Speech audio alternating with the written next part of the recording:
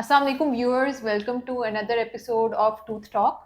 आज मेरे साथ डॉक्टर रीम है जो डेंटल एस्थेटिक्स पे ऑर्थोडोंटिस्ट हैं। अस्सलाम वालेकुम रीम, वालेकुम क्या हाल है? अस्सलाम। ठीक ठाक। हेलो एवरीवन, आई होप आप सब ठीक हैं। आजकल समर वेकेशन शुरू हो गई हैं तो आई एम हम्म, श्योर कि बहुत सारे ब्रेसेस के पेशेंट्स आ रहे होंगे बहुत सारे हैं। क्योंकि बच्चों के लिए ये फ्री टाइम होता है और वो यही बिल्कुल। आइडियल टाइम होता है ब्रेसेस शुरू डेली करवाने का। बेसिस पे हमारे पास बहुत सारी कंसल्टेशंस हैं ब्रेसेस के लिए कि हाँ, भाई जो फ्री टाइम है हमारे पास ब्रेसेस हम जल्दी से लगवा लें ताकि 2-3 महीने में बच्चे ज़रा यूज टू हो जाए। एडजस्ट हो जाए और हाँ, तो क्योंकि ब्रेसेस की इतनी कंसल्टेशन आ रही हैं तो हमें ना एक ये बहुत क्वेश्चन पेरेंट्स कर रहे हैं कि क्या बेस्ट ऑप्शन है, ब्रेसेस या अलाइनर्स। थोड़ा सा मैं आपको बता देती हूँ, अलाइनर्स ये रिमूवेबल ट्रांसपेरेंट ब्रेसेस होते हैं जो कि नज़र नहीं आते हैं, और ब्रेसेस ऑब्वियसली ये मेटालिक जो कन्वेंशनल ब्रेसेस ट्रेडिशनल हैं। तार वाले जिसको कहते हैं वो होते हैं। तो अब काफ़ी लोग हमसे पूछते हैं कि कौन सी ऑप्शन बेस्ट है, क्या इनके एडवांटेजेस है डिसएडवांटेजेस है, तो मैंने और रीम ने सोचा आज हम एक वीडियो बना हाँ, के आज बना डिस्कस ही कर लेते हैं बना इसके ही लेते हैं। ऊपर। तो सबसे पहले बात शुरू करते हैं कि सबसे important factor I think age है, जी, इस जो डिटरमिन करता है कि क्या बेस्ट ऑप्शन है। बिल्कुल।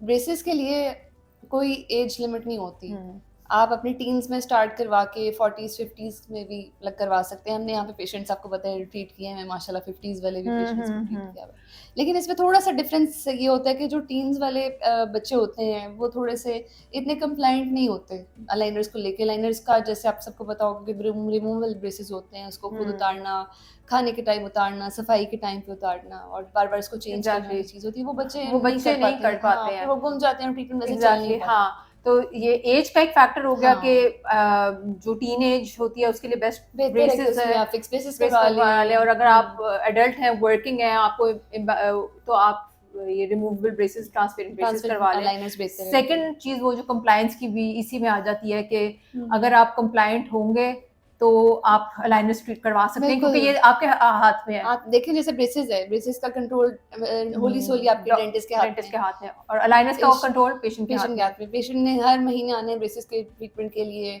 डेंटिस्ट उसको टाइट कर देगा, कुछ अगर टूटा हुआ है तो उसको रिप्लेस कर देगा, ठीक कर देगा। लेकिन अलाइनर्स होली सोली पेशेंट के हाथ में पेशेंट है। के हाथ में, पेशेंट पेशेंट ने खुद एटलीस्ट इसको 18 to 20 आवर्स ये पहनेगा पहनेगा। तभी ये काम करेंगे। अगर हम्म, पेशेंट इसको उतार के रख देगा तो इनका काम नहीं इफेक्टिव होगा और नेक्स्ट अलाइनर भी फिट नहीं आएगा। फिट नहीं तो आएगा। ये चीज़ है एक कंप्लायंस की। अगर आप कंप्लायंट हैं तो हम्म, रिमूवल ब्रेसेस ब्रेसेस के आर अ आप गुड ऑप्शन। बिल्कुल। If you are not going to be compliant and you know कि आप इस चीज़ को निगलेक्ट करेंगे या भूल जाएंगे तो ब्रेसेस, आपके क्योंकि लिए ब्रेसेस तो फिक्स्ड। एक फिक्स चीज़ है, वो हाँ, आप उतार नहीं सकते उतार हो। नहीं हाँ, सकते।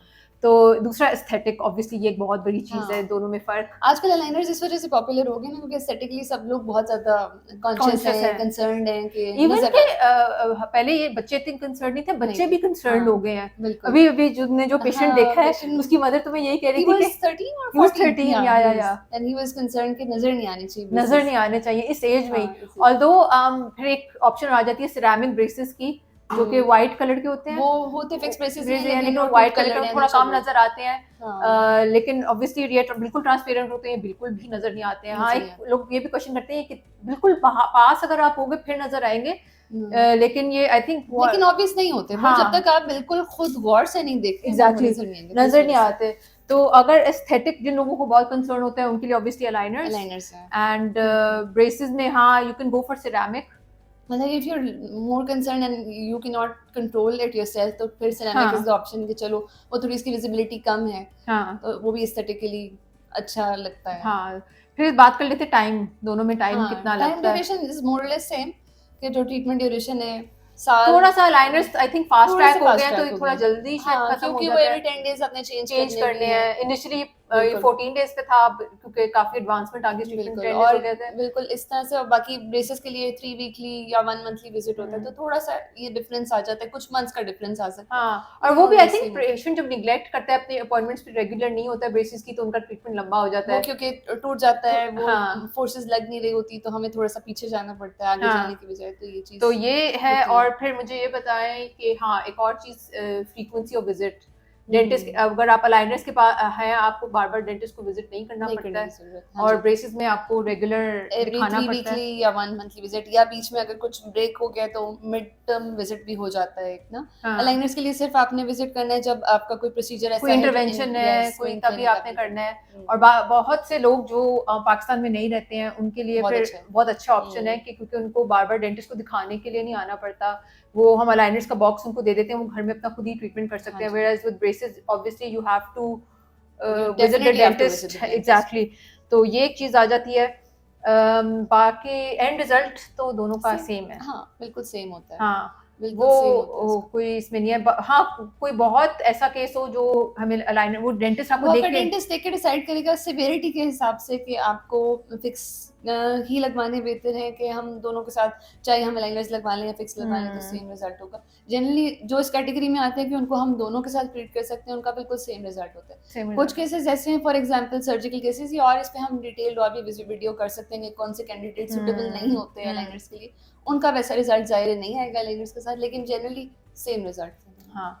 अब एक लास्ट चीज डिस्कस कर लेते हैं, पेन। तो लोग पेशेंट पूछते हैं हाँ, कि पेन pain किस में सबसे ज्यादा है, यही किस है। में कम है, हाँ, किस में है। तो बिल्कुल। जनरली ये वैसे हर एक अपना threshold, Threshold I have had both, मतलब मेरा एक्सपीरियंस रहा है।